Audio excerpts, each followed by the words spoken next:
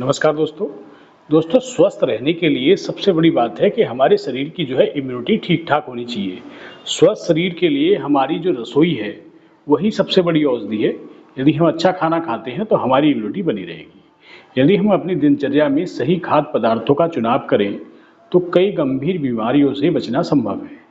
यहाँ इस वीडियो में हम कुछ महत्वपूर्ण जानकारी देंगे, जो हमारे स्वास्थ्य और इम्यूनिटी को मजबूती प्रदान करने का कार्य करती है। सबसे पहले बात करेंगे हम शिमला मिर्च की। शिमला मिर्च एक ऐसी सब्जी है जो प्राकृतिक रूप से इम्यूनिटी बूस्टर का काम करती है।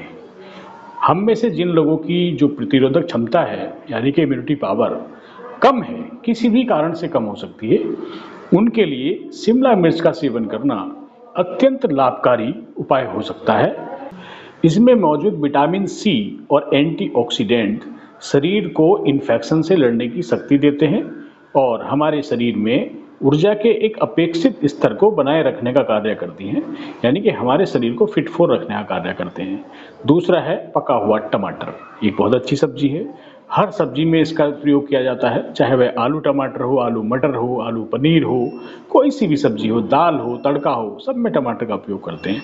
तो पका हुआ जो टमाटर है, हृदय के लिए और ब्लड प्रेशर के लिए रक्षक का काम करता है। यदि हम में से किसी का भी, आपका, हमारा ब्लड प्रेशर असंतुलित रहता हो, एबनॉर्मल, कभी घट गया कभी बढ़ गया, या फिर कोलेस्ट्रॉल बढ़ा हुआ है किसी कारण से, तो अपने आहार में पका हुआ टमाटर हमें अवश्य शामिल करना चाहिए। इसमें मौजूद लाइकोपीन एक तत्व है जो हमारे हृदय स्वास्थ्य के लिए बेहतरीन होता है और हमारे जो हृदय की जो धमनियां हैं उनको हेल्थी रखने में मदद करता है।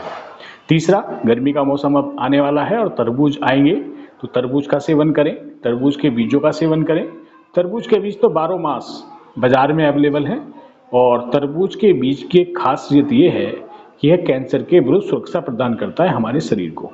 इसके अलावा यदि हमारा कोई ऐसा पारिवारिक इतिहास रहा है, फैमिली हिस्ट्री रही है, जिसमें कैंसर जैसी बीमारियों का पहले उल्लेख रहा हो या कोई पीड़ित रहा हो, तो सतर्कता और भी बढ़ जाती है। लाजमी है कि आप सतर्क रहें।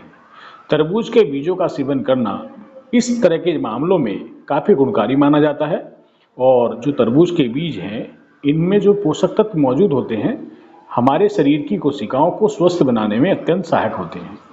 उबले हुए आलू छिलके सहित त्वचा और मस्तिष्क और हृदय के रोगों के लिए, त्वचा की समस्याओं के लिए, याददाश्त में कमी या हृदय संबंधी जो चिंताएं हैं, उसमें उबले हुए आलू का सेवन करना छिलके सहित।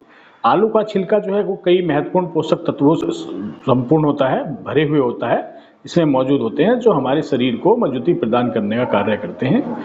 इसके अलावा कुछ विशेष सावधानियां रखने की भी दोस्तों आवश्यकता होती है।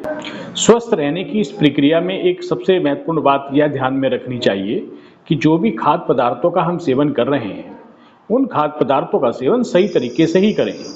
जैसे बीजों के सेवन में क्या सावधानी रखनी है। आपने ये सुना होगा कि फलों या सब्जियों के जो बीज हैं, जो खाने योग्य हैं ही नहीं, यदि वह हमारे शरीर में चले जाएं तो वह लाभ के स्थान पर हमें बीमारियों का जो है निमंत्रण देते हैं और बीमारियों का कारण बनते हैं हमारे शरीर में।